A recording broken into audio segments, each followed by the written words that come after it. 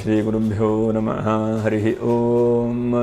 ಓಂ ನಮಃ ಸೂರ್ಯ ಪಿತಾಮಹೋ ವ್ಯಾಸ ವಸಿಷ್ಠೋ ತ್ರಿಪರಾಶರಃ ಕಶ್ಯಪೋ ನಾರದೋ ಗಾರ್ಗ್ಯಃ ಮರೀಚಿರ್ಮುನಿರಂಗಿರಾಃ ರೋಮಶಃ ಪೌಲಶಶ್ಚೈವ ಚಮನೋ ಯಮನೋ ಭೃಗುಃ ಶವನಕೋಷ್ಟಾದಶಶ್ಚೇತಿ ಜ್ಯೋತಿಷ್ಶಾಸ್ತ್ರಪ್ರವರ್ತಕಾಃ. ನಮೋ ಋಷಿಭ್ಯಃ ನಮೋ ಮಹದ್ಭ್ಯಃ. ಪ್ರಿಯ ವೀಕ್ಷಕರೇ, ಭಗವಂತ ಶುಭವನ್ನುಂಟು ಮಾಡಲಿ. ಆತ್ಮೀಯರೇ, ವಿಶೇಷವಾಗಿ ಗುರುವಿನ ಪರಿವರ್ತನೆ ಅಥವಾ ಗುರುವಿನ ಬದಲಾವಣೆ ಹೇಗಿದೆ ತುಲಾರಾಶಿಯವರಿಗೆ ಎಂಬುದನ್ನು ತಿಳ್ಕೊಳ್ಳುವಂಥ ಒಂದು ಪ್ರಯತ್ನ ಮಾಡೋಣ. ನೋಡಿ, ಸದ್ಯಕ್ಕೆ ಕರ್ಕಾಟಕ ರಾಶಿಗೆ 1/6/2026 ಈ ಸಮಯದಲ್ಲಿ ಕರ್ಕಾಟಕ ರಾಶಿಗೆ ಗುರು ಸಂಚಾರ ಮಾಡ್ತಾನೆ. ಹಾಗೆ ಕರ್ಕಾಟಕ ರಾಶಿಯಲ್ಲಿ ಕೆಲವೊಂದಷ್ಟು ತಿಂಗಳ ಇದ್ದು ಪುನಃ 31/10/2026ಕ್ಕೆ ಪುನಃ ಸಿಂಹರಾಶಿಗೆ ಗುರು ಬರ್ತಾನೆ. ಹಾಗೆ ಸಿಂಹರಾಶಿಯಲ್ಲೇ ಸಂಪೂರ್ಣವಾಗಿ ಉಳಿತಾನ ಅಂತ ನೋಡಲಿಕ್ಕೆ ಹೋದರೆ ಹಾಗೂ ಕೂಡ ಇಲ್ಲ. ಪುನಃ ವಕ್ರವಾಗಿ 24/1/2027 ಇಸ್ವಿಯಲ್ಲಿ ಪುನಃ ಗುರು ಮತ್ತು ಕರ್ಕರಾಶಿಗೆ ಬರ್ತಾನೆ. ಹಾಗಾಗಿ ಗುರುವು ಕರ್ಕಾಟಕ ರಾಶಿಯಲ್ಲಿರುವಾಗ ಏನೇನು ತುಲಾರಾಶಿಯವರಿಗೆ ಆಗುತ್ತೆ, ತುಲಾರಾಶಿಗೆ ಒಳ್ಳೆಯದ ಕೆಟ್ಟದ್ದ ಅಥವಾ ಇನ್ನೂ ಬದಲಾವಣೆ ಆಗುತ್ತಾ ಎಂಬಂಥ ಎಲ್ಲ ವಿಷಯಗಳನ್ನು ಕೂಡ ತಿಳ್ಕೊಳ್ಳುವಂತಹ ಒಂದು ಪ್ರಯತ್ನ ಮಾಡೋಣ. ನೋಡಿ, ಚಿತ್ತಾ ನಕ್ಷತ್ರ 2, 3, 4ನೇ ಪಾದ, ಹಾಗೆ ಸ್ವಾತಿ ನಕ್ಷತ್ರ 1-4 ಪಾದ, ವಿಶಾಖ ನಕ್ಷತ್ರ 1, 2, 3ನೇ ಪಾದ. ವಿಡಿಯೋ ಮುಗಿಯುವವರೆಗೂ ಕೂಡ ನೀವು ನೋಡ್ತಾ ಇರಿ. ನಕ್ಷತ್ರ ಪರಿಹಾರಗಳು ಏನು, ಏನಾದರೂ ಬದಲಾವಣೆ ಆಗುತ್ತಾ, ಏನಾದರೂ ಕೂಡ ಹೆಚ್ಚಿನದಾದಂಥ ಅನುಕೂಲತೆಗಳು ಇದೆಯಾ ಎಂಬಂಥ ಎಲ್ಲ ವಿಷಯಗಳನ್ನು ಕೂಡ ನಾವು ತಿಳ್ಕೊಳ್ಳುವಂತಹ ಒಂದು ಪ್ರಯತ್ನ ಮಾಡೋಣ. ಯಾಕಂದರೆ ಸದ್ಯಕ್ಕೆ ಭಾಗ್ಯ ರಾಶಿಯಲ್ಲಿದ್ದಾನೆ ತುಲಾರಾಶಿಯವರಿಗೆ ಗುರು ಅಲ್ವಾ. ಭಾಗ್ಯ ರಾಶಿಯಿಂದ ದಶಮ ರಾಶಿಗೆ ಅಂದರೆ ಕರ್ಮಸ್ಥಾನಕ್ಕೆ ಗುರು ಸಂಚಾರ, ಕರ್ಮಸ್ಥಾನದಿಂದ ಮತ್ತು ಏಕಾದಶ ರಾಶಿಗೆ ಸಂಚಾರ. ಹಾಗಾಗಿ ದಶಮವೂ ಕೂಡ ಒಳ್ಳೆಯದೇ, ಏಕಾದಶ ಅಂಕ ಇನ್ನೂ ಕೂಡ ಒಳ್ಳೆಯದು. ಹಾಗಾಗಿ ಒಂದು ಹಂತಕ್ಕೆ ದಶಮ ಭಾವದಲ್ಲಿರುವಂತಹ ಗುರು ಉದ್ಯೋಗದ ಬಗ್ಗೆ ಜಾಸ್ತಿ ಫೋಕಸ್ ಆಗುವ ಹಾಗೆ, ಉದ್ಯೋಗದ ಬೆಳವಣಿಗೆ ಆಗುವ ಹಾಗೆ ಗುರು ನೀಡುತ್ತಾನೆ. ಅದು ಏನೇನು ಎಂಬಂಥ ಎಲ್ಲ ವಿಷಯಗಳನ್ನು ಕೂಡ ತಿಳ್ಕೊಳ್ಳುವಂತಹ ಒಂದು ಪ್ರಯತ್ನ ಮಾಡೋಣ. ನಾವು ಹೇಳುವಂಥದ್ದು ಇದು ಗೋಚಾರ ಫಲ ಅಂಥೇಳಿ. ನಿಮ್ಮ ಜಾತಕದ ಮೇಲೆ ದಶಾಭುಕ್ತಿಗಳ ಮೇಲೆ ಸ್ವಲ್ಪ ವ್ಯತ್ಯಾಸವೂ ಕೂಡ ಆಗಬಹುದು. ಇದೇ ಸಂಪೂರ್ಣವಾದಂಥ ಫಲ ಹೇಳುವಂಥದ್ದಲ್ಲ. ಯಾಕಂದರೆ ಮಿಕ್ಕಿರುವಂತಹ ಗ್ರಹಗಳು ಕೂಡ ಇರ್ತಾರೆ. ಹಾಗಾಗಿ ನಾವು ಗುರುವನ್ನು ಇಟ್ಕೊಂಡು ಗುರುವಿನ ಫಲ ಏನು ಎಂಬುದನ್ನು ಮಾತ್ರ ತಿಳಿಸ್ಕೊಡುವಂಥ ಒಂದು ಪ್ರಯತ್ನ. ಹಾಗಾಗಿ ಆ ಗುರುವು ಬಹಳ ಮುಖ್ಯವಾಗಿ ಏನು ಹೇಳ್ತದೆ ಶಾಸ್ತ್ರದಲ್ಲಿ, ದೇವಾಲಯ ನಗರ ಸಭಾ ಮಾರ್ಗಾಲಯ ಸರ್ವಕರ್ಮಾಣಿ ಎಂಬುದಾಗಿ ಹೇಳ್ತಾರೆ ಶಾಸ್ತ್ರಗಳಲ್ಲಿ. ಏನರ್ಥ? ಒಂದು, ಈ ಗುರು ದಶಮ ಸ್ಥಾನಕ್ಕೆ ಹೋದಾಗ ದೇವಾಲಯಾದಿಗಳು ಜೀರ್ಣೋದ್ಧಾರ ಆಗ್ತದೆ. ನೋಡಿ, ಎಷ್ಟೋ ಸಲ ನಮ್ಮ ಮನೇಲಿ ಯಾವುದೋ ಒಂದು ನಾಗರ ಬನ ಇದೆ ಅಥವಾ ಹಿಂದಿನವರು ಮಾಡಿದಂಥ ಯಾವುದೋ ಒಂದು ದೇವರ ಚಿಕ್ಕದಾದಂತಹ ಗುಡಿ ಇದೆ, ಅದನ್ನು ಜೀರ್ಣೋದ್ಧಾರ ಮಾಡಬೇಕು, ಅದನ್ನು ಬದಲಾವಣೆ ಮಾಡಬೇಕು, ಕಟ್ಟಬೇಕು ಅಂತೆಲ್ಲ ನೋಡ್ತಾ ಇರ್ತೇವೆ. ಆದರೆ ಇಂತಹ ಒಂದು ಸಮಯದಲ್ಲಿ ಒಂದು ಜೀರ್ಣೋದ್ಧಾರ ಮಾಡುವಂಥ ಒಂದು ಶಕ್ತಿಯನ್ನು ಗುರು ನೀಡ್ತಾನೆ. ಮತ್ತು ಧಾರ್ಮಿಕ ಪ್ರವೃತ್ತಿಯನ್ನು ಜಾಸ್ತಿ ಕೊಡ್ತಾನೆ. ಧರ್ಮದ ಕೆಲಸ ಮಾಡೋದು ಅಥವಾ ಹಿರಿಯರಿಗೆ ತೊಂದರೆ ಇದ್ದರೆ ಆ ತೊಂದರೆ ಪರಿಹಾರ ಮಾಡಲಿಕ್ಕೆ ಪ್ರಯತ್ನ ಮಾಡುವಂಥದ್ದು, ಮತ್ತು ಧಾರ್ಮಿಕವಾದಂಥ ಮನಸ್ಥಿತಿ ಉಳ್ಳಂತಹ ವ್ಯಕ್ತಿಗಳಾಗ್ತಾರೆ ಎಂಬುದನ್ನು ಕೂಡ ಹೇಳುತ್ತೆ ಶಾಸ್ತ್ರ. ಎಷ್ಟೋ ಸಲ ನಾವು ಒಳ್ಳೆಯ ಕೆಲಸ ಮಾಡಬೇಕು, ಧರ್ಮದ ಕೆಲಸ ಮಾಡಬೇಕು, 4 ಜನಕ್ಕೆ ಸಮಾಜಕ್ಕೆ ಉಪಕಾರ ಮಾಡಬೇಕು ಅಂತ ನಮ್ಮ ಮನಸ್ಸಿನಲ್ಲಿ ಇರುತ್ತೆ.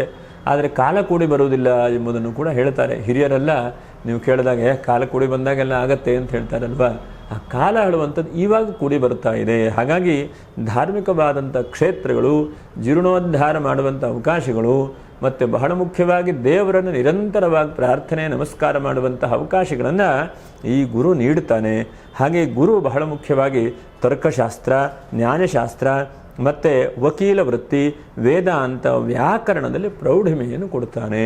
ಹಾಗಾಗಿ ಇದನ್ನೆಲ್ಲ ಯಾರು ಅಧ್ಯಯನ ಮಾಡ್ತಾ ಇರ್ತೀರೋ, ಓದುತ್ತಾ ಇರ್ತೀರೋ ಅಂತಹ ವಿದ್ಯಾರ್ಥಿಗಳಿಗೆ ಬಹಳ ಒಳ್ಳೆಯದು. ಯಾಕಂದರೆ ವಿದ್ಯಾರ್ಥಿಗಳಿಗೆ ಗುರು ಏಕಾದಶಕ್ಕೆ ಬಂದಾಗ ಬಹಳ ಉತ್ತಮವಾದಂಥ ಫಲವನ್ನು ನೀಡ್ತಾನೆ. ದಶಮಕ್ಕೆ ಬಂದಾಗೂ ಕೂಡ ನಿಮ್ಮ ಮುಂದಿನ ಕರ್ಮ, ಮುಂದಿನ ಕೆಲಸ ಯಾವುದು ಸಿಗಬೇಕು ಅಂತಹ ವಿದ್ಯಾಭ್ಯಾಸಕ್ಕೆ ಪೂರಕವಾದಂಥ ಅನುಕೂಲಗಳನ್ನು ಕೂಡ ಗುರು ಉಂಟು ಮಾಡ್ತಾನೆ.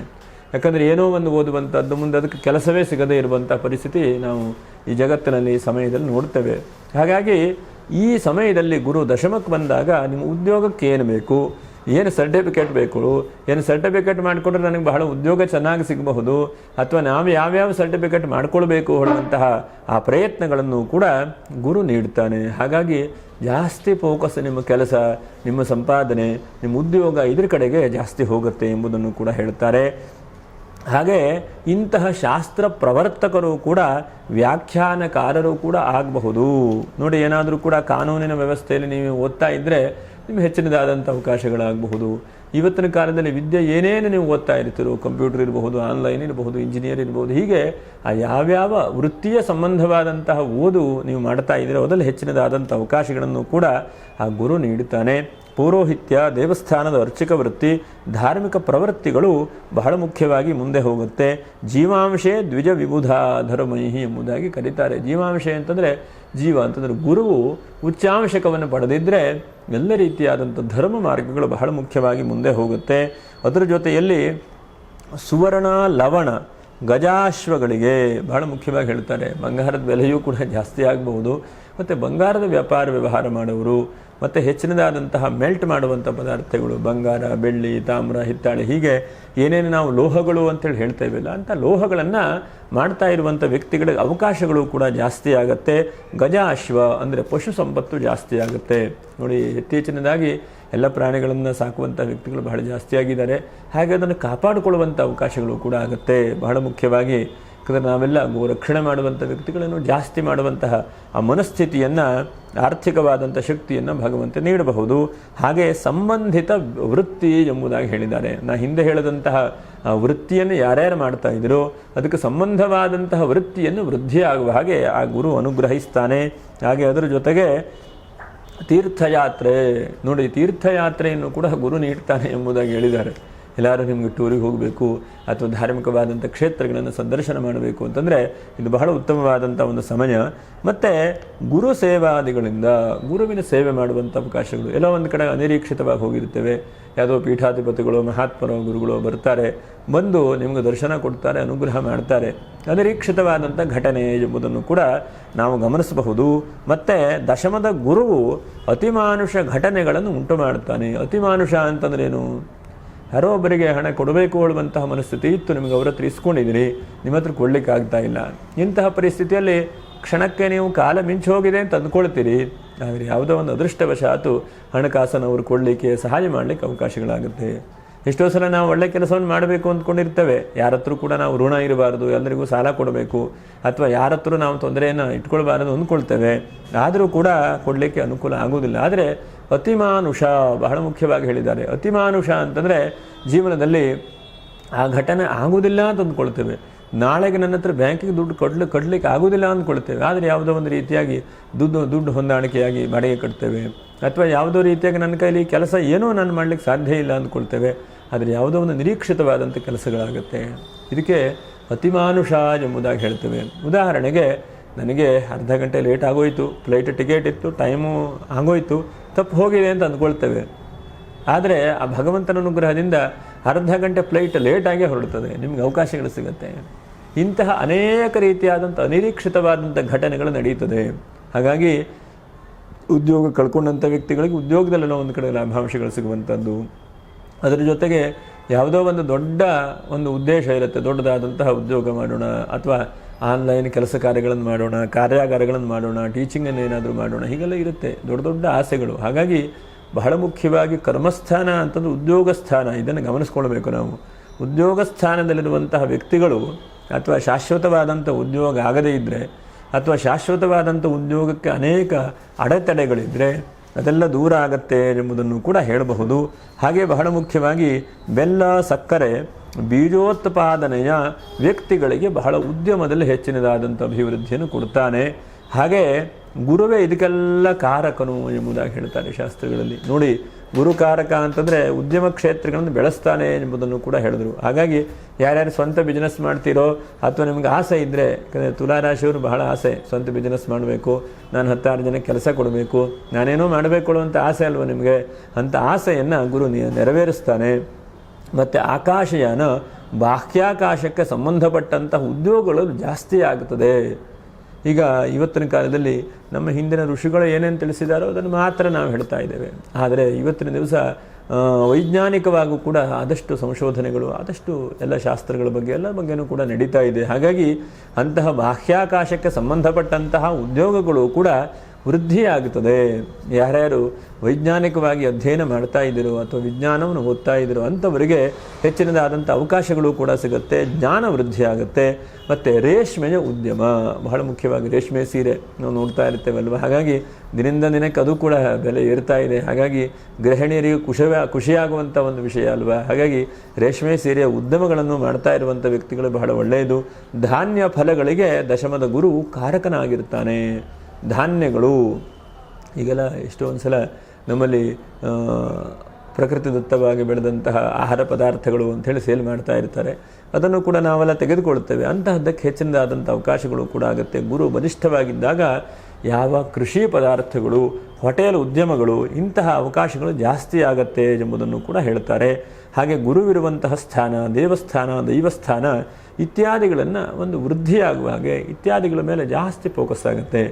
4-5 ಜನ ಅಣ್ಣ ತಮ್ಮಂದಿರಿದ್ದರೆ ಎಲ್ಲರೂ ಸೇರಿ ಈ ಒಂದು ಕ್ಷೇತ್ರವನ್ನು ಡೆವಲಪ್ ಮಾಡೋಣ ಅಥವಾ ಬೆಳೆಸೋಣ ಎನ್ನುವಂಥದ್ದು ಅನಿಸುತ್ತೆ.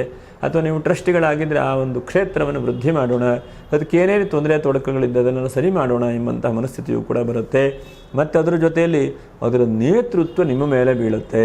ಬಹಳ ಮುಖ್ಯವಾಗಿ ನೇತೃತ್ವ ಹೇಳುವಂಥದ್ದು ಯಾರ ಮೇಲೆ ಬೀಳುತ್ತೆ? ನಿಮ್ಮ ಮೇಲೆ ಬೀಳುತ್ತೆ. ಆವಾಗ ನಿಮಗೆ ಗುರು ದಶಮದಲ್ಲಿದ್ದಾಗ ನೀವು ಆ ಕೆಲಸಗಳನ್ನು ಜಾಸ್ತಿ ಮಾಡ್ತೀರಿ.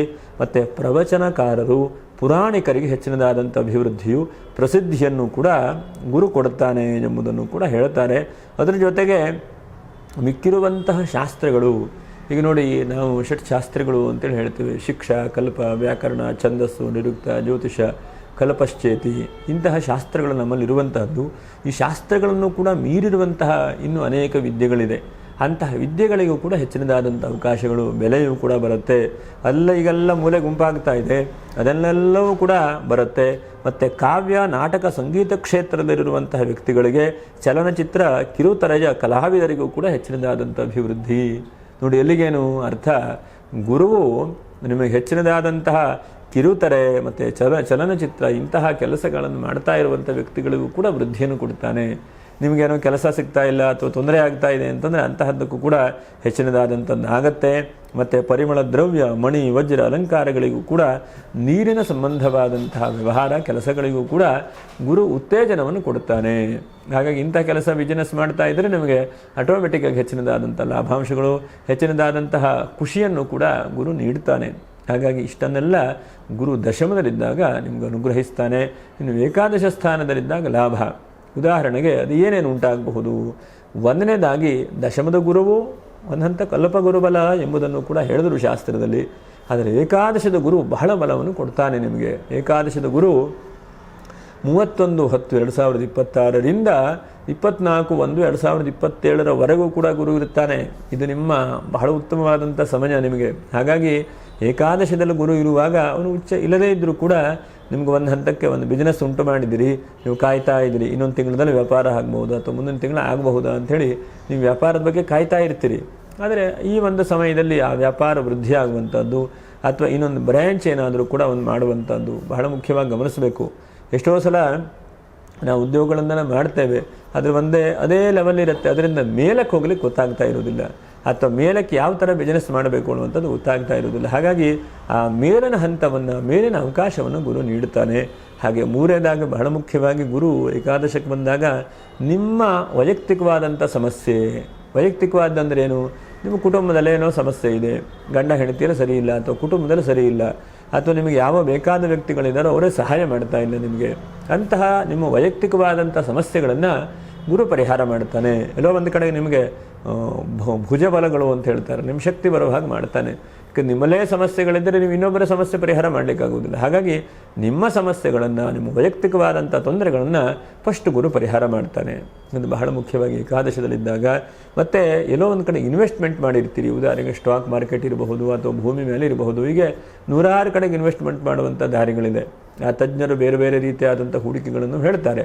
ಹಾಗಾಗಿ ಅವರನ್ನು ನಂಬಿಕೊಂಡು ಹಿಂದೆ ಹೂಡಿಕೆ ಮಾಡಿರುವಂತಹ ಯಾವುದೋ ಒಂದು ವ್ಯವಸ್ಥೆ ತುಂಬ ಕಡಿಮೆ ಇದೆ, ತುಂಬ ಸಮಸ್ಯೆಯಲ್ಲಿದೆ, ಅಥವಾ ಇವತ್ತಿನ ದಿವಸ ದೂರದಲ್ಲಿ ಒಂದು ಸೈಟು ಭೂಮಿಯನ್ನು ಕೊಂಡುಕೊಂಡಿದ್ದೇನೆ, ಆ ಭೂಮಿ ಇವತ್ತು ಕೇಳೋವರೇ ಗತಿಲ್ಲ ಅಂತಂದರೆ ಅದಕ್ಕೂ ಬೆಲೆ ಬರುತ್ತೆ.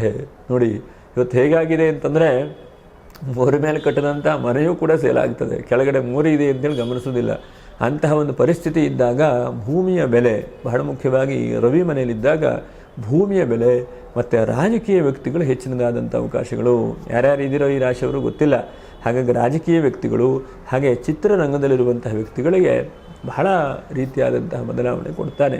ಯಾಕಂದರೆ ಎಷ್ಟೋ ಸಲ ನಾವು ನೋಡ್ತಾ ಇರ್ತೇವೆ ಎಲ್ಲ ಸಮಸ್ಯೆಗಳು, ಆದರೆ ಗುರುವಿನ ಬದಲಾವಣೆಯಿಂದ ಆದಷ್ಟು ಅನುಕೂಲಕರವಾದಂಥ ವ್ಯವಸ್ಥೆಯನ್ನು ಗುರು ನೀಡುತ್ತಾನೆ. ಇದಿಷ್ಟು ಬಹಳ ಶುಭವಾದಂಥ ಫಲಗಳು. ಒಂದಷ್ಟು ಬಹಳ ಸೂಕ್ಷ್ಮವಾದಂತಹ ಗಮನಿಸ್ತಾ ನಾವು ಹೋದರೆ ಗುರುವಿನ ಅನುಗ್ರಹದಿಂದ ಒಂದು ಶುಭ ಫಲಗಳನ್ನು ನಾವು ತಿಳ್ಕೊಂಡಾಯಿತು. ಆದರೆ ಕೆಲವೊಂದಷ್ಟು ಜಾಗ್ರತೆ ವಹಿಸ್ಕೊಳ್ಬೇಕು. ಏನೇನು?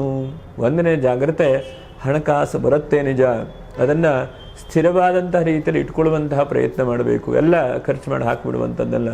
ಹೂಡಿಕೆ ಮಾಡಬೇಕು. ತಜ್ಞರನ್ನು ಸಲಹೆಯನ್ನು ಪಡ್ಕೊಂಡು ಅವರಿಗೆ ಒಂದಷ್ಟು ಚಾರ್ಜ್ ಕೊಟ್ಟರೂ ಪರವಾಗಿಲ್ಲ. ಯಾಕಂದರೆ ನಾವು ತೊಂದರೆ ಪಟ್ಕೊಳ್ಬಾರ್ದು.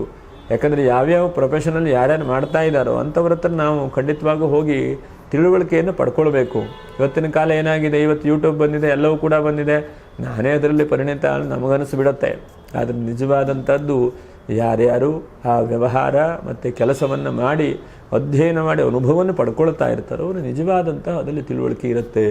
ಹಾಗಾಗಿ ತಜ್ಞರನ್ನು ಕೂಡ ತಿಳುವಳಿಕೆ ಪಡ್ಕೊಂಡು ನಾವು ಇನ್ವೆಸ್ಟ್ ಎಲ್ಲ ಮಾಡ್ಕೊಳ್ಳಿಕ್ಕೆ ಹೋಗಬೇಕು. ಯಾಕಂದರೆ ಗುರು ಏಕಾದಶಿಯಿಂದಾಗ ಎಲ್ಲೋ ಒಂದು ಕಡೆ ದುಡ್ಡು ಹಾಕಿದ್ರೆ ಕಡೆ ಆ ದುಡ್ಡು ನಷ್ಟ ಆಗುವಂಥ ಸಾಧ್ಯತೆಗಳು. ಹಾಗೆ ಎರಡನೇದಾಗಿ ನಿಮ್ಮ ವೈಯಕ್ತಿಕವಾದಂಥ ಆರೋಗ್ಯದ ವಿಷಯದಲ್ಲಿ ಸ್ವಲ್ಪ ಜಾಗ್ರತೆ ವಹಿಸ್ಕೊಳ್ಬೇಕು. ಯಾಕಂದರೆ ಎಲ್ಲ ಚೆನ್ನಾಗಿರುತ್ತೆ, ತಲೆನೋವು ಬರುವಂಥದ್ದು ಎಲ್ಲ ಚೆನ್ನಾಗಿರುತ್ತೆ, ಹೊಟ್ಟೆಯಲ್ಲಿ ಏನೋ ಒಂದು ಅಜೀರ್ಣವಾದಂಥ ಪರಿಸ್ಥಿತಿ. ಹಾಗಾಗಿ ನಿಮ್ಮ ಆರೋಗ್ಯ ಈ ಸಮಯದಲ್ಲಿ ಬಹಳ ಮುಖ್ಯವಾಗಿದೆ. ಅದರ ಬಗ್ಗೆ ತುಂಬ ಗಮನಿಸಿ, ತುಂಬ ಜಾಗ್ರತೆ ವಹಿಸ್ಕೊಳ್ಳಿ. ನಿಮ್ಮ ಆರೋಗ್ಯದ ಬಗ್ಗೆ ಬಹಳ ಕಾಳಜಿ ವಹಿಸ್ಕೊಳ್ಬೇಕು. ಮೂರನೇದಾಗಿ ಪ್ರಯಾಣ ಯೋಗ ಜಾಸ್ತಿ ಆಗುತ್ತೆ, ಆದರೆ ವಾಹನದ ವಿಷಯದಲ್ಲಿ ಸ್ವಲ್ಪ ಜಾಗ್ರತೆ. ವಾಹನದಿಂದ ಏನಾದರೂ ಚಿಂತೆ ತೊಂದರೆಗಳು ಬರುವಂಥ ಸಾಧ್ಯತೆಗಳು. ನಾಲ್ಕನೇದಾಗಿ ಬಹಳೆಲ್ಲ ಚೆನ್ನಾಗಿರುತ್ತೆ. ನೀವು ಆದಷ್ಟು ನೀವು ರೂಢಿಸ್ಕೊಳ್ಳುವಂಥ ಪ್ರಯತ್ನವನ್ನು ಮಾಡಬೇಕು. ಏನೇ ಮಾಡಿದ್ರೂ ಕೂಡ ನಾವು ಇನ್ನೊಬ್ಬರಿಗೆ ಹೇಳುವಾಗ ನಾವು ಮೊದಲೇ ನಡ್ಕೊಳ್ಳುವಂತಹ ಪ್ರಯತ್ನವನ್ನು ಮಾಡಬೇಕು. ಎಷ್ಟೋ ಸಲ ಹೇಳ್ತಾ ಇರ್ತಾರೆ ಹಾಗೆ ಮಾಡಬೇಕು, ಹೀಗೆ ಮಾಡಬೇಕು, ಹೀಗೆಲ್ಲ ಆಗತ್ತೆ ಅಂಥೇಳಿ. ಆದರೆ ವೈಯಕ್ತಿಕವಾದಂಥ ಜೀವನದಲ್ಲಿ ಅನುಭವದಲ್ಲೇ ಬಹಳ ಕಡಿಮೆ ಇರುತ್ತೆ. ಹಾಗಾಗಿ ಅನುಭವಕ್ಕೆ ತರುವಂತಹ ಪ್ರಯತ್ನ ಮಾಡಬೇಕು. ಹಾಗೆ ಐದನೇದಾಗಿ ಜಾಗ್ರತೆ ಏನಂತಂದರೆ, ನೀವು ಎಲ್ಲರೂ ಕೂಡ ಜೀವನದಲ್ಲಿ ತಪ್ಪು ತೊಂದರೆ ತಾಪತ್ರಗಳನ್ನು ಮಾಡ್ತಾ ಇರ್ತಾರೆ. ಆದರೆ ದಿವಸಕ್ಕೆ 1% ಆದರೂ ಕೂಡ ನಾನು ಸಮಯ ವ್ಯರ್ಥ ಮಾಡ್ತಾ ಇದ್ದೇನೆ ಜೀವನದಲ್ಲಿ ಅಂತಂದರೆ ದಿವಸಕ್ಕೆ 1% ನಾವು ಜಾಸ್ತಿ ಮಾಡ್ತಾ ಹೋಗಬೇಕು. ಸಮಯ ಕಾಪಾಡಿಕೊಳ್ಳುವಂಥದ್ದು, ಸಮಯವನ್ನು ಅನುಕೂಲಕರವಾಗಿ ಮಾಡುವಂತಹ ಪ್ರಯತ್ನ ಮಾಡಬೇಕು. ಹೀಗೆ ಇದಿಷ್ಟು ನೀವು ಸ್ವಲ್ಪ ಜಾಗ್ರತೆ ಕಡೆಗೆ ಹೋಗುವಂಥ ಪ್ರಯತ್ನ ಮಾಡಬೇಕು. ಇನ್ನು ಬಹಳ ಮುಖ್ಯವಾಗಿ ಈ ನಕ್ಷತ್ರದವರು ಏನು ಮಾಡಿಕೊಳ್ಬೇಕಪ್ಪ, ಗುರುವಿನ ಅನುಗ್ರಹಕ್ಕೆ. ಗುರುವಿನ ಬಲ ನಿಮಗೆ ಒಂದು ಹಂತಕ್ಕೆ ಇದೆ, ಏಕಾದಶಕ್ಕಿದ್ದಾಗ ಬಹಳ ಗುರುವಿನ ಬಲ ಎಂಬುದಾಗಿ ಹೇಳ್ತಾರೆ. ಆದರೂ ಕೂಡ ನೋಡಿ, ಒಂದು ಹಂತಕ್ಕೆ ನೀವು ಪ್ರಯತ್ನವನ್ನು ಮಾಡಿಕೊಳ್ಳಿ. ಚಿತ್ತಾ ನಕ್ಷತ್ರ 3, 4ನೇ ಪಾದ, ನೀವೆಷ್ಟು ಸಾಧ್ಯ ಆಗುತ್ತೋ ಅಷ್ಟು ಗುರುವಾರ ಔದುಂಬರ ವೃಕ್ಷ ಅಂತಿದೆ. ಔದುಂಬರ ವೃಕ್ಷ ಪ್ರದಕ್ಷಿಣೆ ಮಾಡೋದು, ನಮಸ್ಕಾರ ಮಾಡೋದು, ಪ್ರಾರ್ಥನೆ ಮಾಡುವಂಥ ಪ್ರಯತ್ನವನ್ನು ಮಾಡಿ. ಹಾಗೆ ಸ್ವಾತಿ ನಕ್ಷತ್ರ, ನೀವು ಎಲ್ಲಿ ನಾಗನ ಸನ್ನಿಧಾನ ಇರುತ್ತಲ್ವ, ನಾಗನ ಆರಾಧನೆ ಮಾಡುವಂಥ ಜಾಗಕ್ಕೆ ಹೋಗಿ ನಾಗನನ್ನೇ ಪ್ರಾರ್ಥನೆ ನಮಸ್ಕಾರವನ್ನು ಮಾಡಿ. ಇನ್ನು ವಿಶಾಖ ನಕ್ಷತ್ರ 1, 2, 3ನೇ ಪಾದ, ನೀವೇನು ಸಾಧ್ಯ ಆಗುತ್ತೋ ನಿಮ್ಮ ತಂದೆ ತಾಯಿಯವರಿಗೆ ನಮಸ್ಕಾರ ಮಾಡಿ.